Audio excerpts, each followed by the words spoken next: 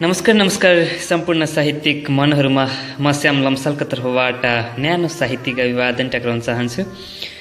आजको बसाइमा कपिलवस्तुका एकदमै मिल्ने साथी आरपी आचार्यज्यूको निकै मिठो गजल लिएर उपस्थित भएको छु। पक्कै पनि यहाँहरूले यो मिठो गजल स्वीकार्नुहुन्छ भन्ने कुरामा आशा राख्दै गजल वाचन गर्न गइरहेको छु। गजल यसरी सुरु हुन्छ।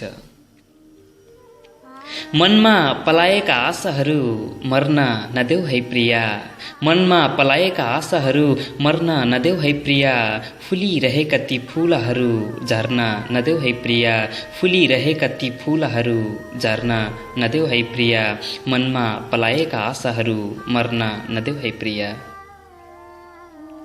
तिम्रो समीप्यमा आउन खोज्नेहरू धेरै भए पनि, तिम्रो समीप्यमा आउन खोज्नेहरू धेरै भए पनि, हामी बीचको त्यो सागर तर्न नदेऊ है प्रिया, हामी बीचको त्यो सागर तर्न नदेऊ है प्रिया, फुलिरहेका ती फूलहरू झर्न नदेऊ है प्रिया, बिन्ती झर्न नदेऊ है प्रिया।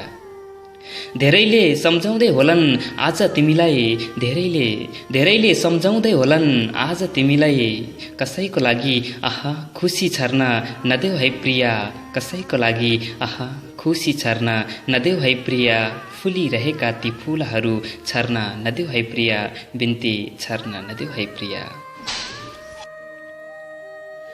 धेरैले अनेकौं आशाहरू देखाउँदै होलान् तिमीलाई, धेरैले अनेकौं आशाहरू देखाउँदै होलान् तिमीलाई, कहिल्यै पनि तिम्रो नजिक सर्न नदेऊ है प्रिया, कहिल्यै पनि तिम्रो नजिक सर्न नदेऊ है प्रिया, फुलिरहेका ती फूलहरू झर्न नदेऊ है प्रिया, बिन्ती झर्न नदेऊ है प्रिया।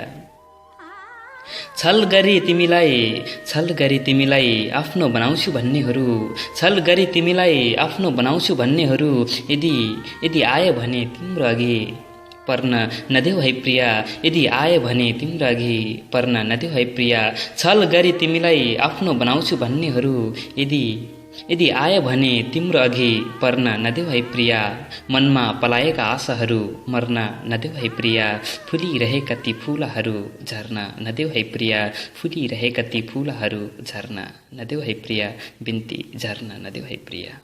हस्त धन्यवाद, नमस्कार।